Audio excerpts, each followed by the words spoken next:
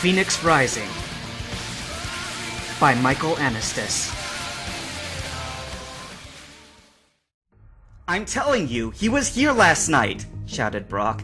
"I came up at almost the same time he did. He looked sober enough." "He only had one drink," said Ash. "I had 5, and it did nothing to me." "It still doesn't make sense," said Darius. "Why would Michael leave without telling us?" The entire party now stood in the empty hotel room, staring at the overturned tables, chairs, and the broken door. They had heard the noise, but didn't think much of it until they had seen the room. Now they were worried. "Something happened," said Ash sullenly. "Something bad happened to Michael." "Now, Ash," said Brock, "let's not jump to conclusions." "You don't see anything coincidental about this?" shouted Ash. "Michael Anastas disappears hours after we destroy the refinery, the origin of the storm. His room is in complete shambles, and somebody obviously wasted no time with the door. Furthermore, Michael is the new trainer of Serangel, the 3rd attempt at a Mu-clone, and the most dangerous one of all at that. Where Michael goes, Serangel goes. Now, is it just coincidence that the new trainer of the Pokemon we saved from the wraiths disappears hours after a successful mission, which could threaten their very existence?" Merlin stepped forward. "What makes you think their existence is at threat?" "One of them came after you, didn't it?" said Ash. "Everything we thought we knew about the wraiths was a bundle of lies. Isn't it what you don't know that can hurt you the most?" Merlin took a deep breath. "Battle tactics, lesson 23. Split decision tactics, and decisions normally win out. Good point." "But it's also off the point," said Misty. "We need him." Darius took out a map of the island. "Exactly. That's why we need to find him." He set up one of the fallen tables and spread out the map. "It's obvious that he escaped, given the door fell in the hallway. In order to be a Phoenix trainer, all trainees must have memorized the basic outline of the country, so he'll know how to find any city or various landmark by sight. And unless he completely forgot about his survival tactics, he won't just run blindly to wherever he's pointed. All we need to do is find out where he would most likely go." Everyone crowded in around the map. "I think we can cross out the south," said Andrew. "Michael went through quite a few nightmares in Dark City, and any road to the south would take him there." Merlin pointed to another spot on the map, the Indigo Plateau. "The site of the League competitions. It's pretty much a given that we can't be caught dead around there." "So he went east?" asked Cassie, scanning the map. "We're already pretty far east. Where on the map could he have gone in that direction?" Brock took a deep breath and pointed to a spot on the ocean. "This is where the refinery once was, to the east of San Manuel. Can I presume that none of us want to go back there?" Everyone nodded. "So he's still in San Manuel?" asked Andrew. "That doesn't make any sense. If Michael knocked down the door to get away from whatever came here, I doubt he would stay in the same place.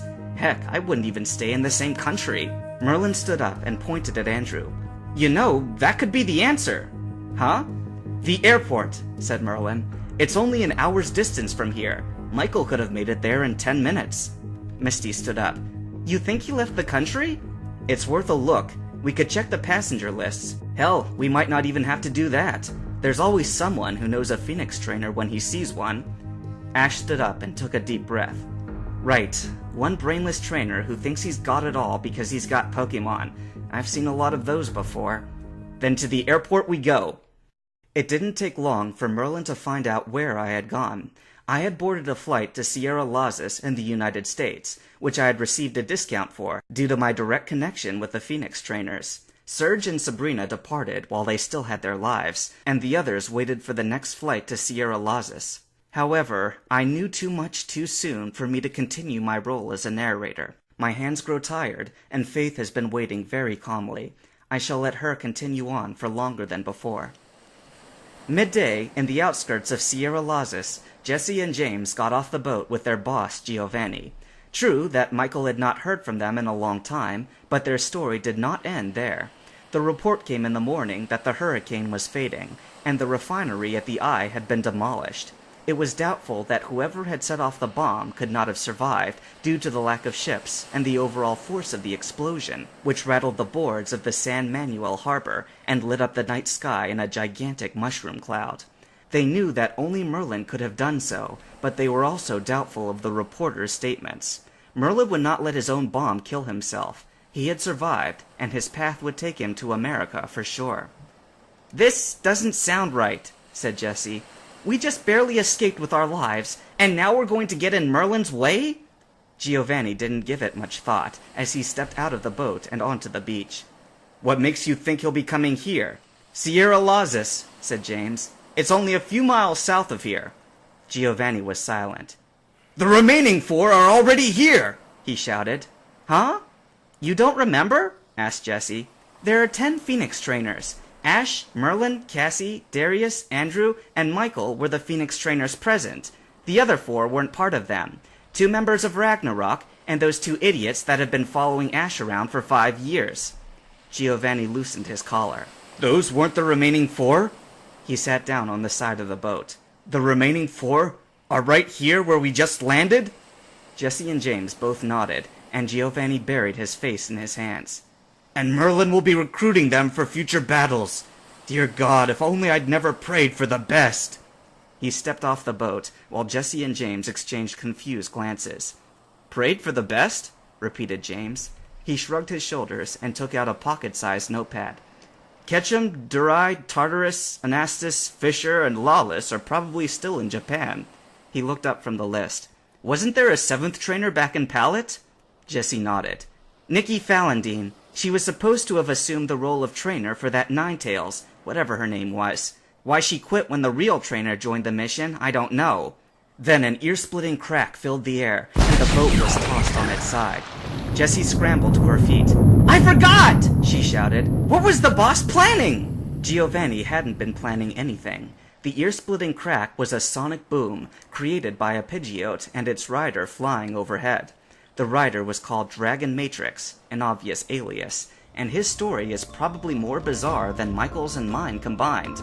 He has told us very little about himself, but from what little we know, we already knew we were in over our heads. He didn't speak much about his parents, only that they were members of an expedition to one of the little-known parts of the world, which Merlin later calculated to be the Adelaide coast of Antarctica.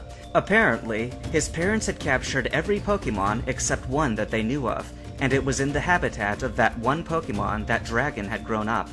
This is where things get strange. Apparently, because he had grown up around that Pokemon most of his life, he had actually gained some of its abilities. We only know that the Pokemon was psychic. Some of us suspect it to be Mew, or one of his altered forms, but Dragon still refuses to give any information on his foster parent. Various times, we had planned expeditions to the Adelaide coast, but Dragon so stated that he would prevent us from finding that Pokemon which helped raise him. Some of us could have taken him down easily, but Phoenix trainers are rare, and it wouldn't have been worth the effort anyway. Dragon flew at speeds unthought of until he reached his destination, the Imperial complex that was Sierra Mana. The actual Sierra Mana building is an absolute masterpiece. The 4 corners of the complex were made into beautiful parks, probably once planned to be battle arenas, but along with the living spaces, it became clear that they too could be placed into the main building. A marble-colored road separated the 4 parks and stretched around into the massive skyscraper, which stretched into the sky 290 floors high. Oddly enough, only the first 70 floors were for the actual business corporation. The rest supported the Phoenix School, the trainers, and their other branches, Sanctum Cage, Ragnarok, and the newly formed Leviathan, a training/breeding program for the few Pokemon which had been banned from the leagues.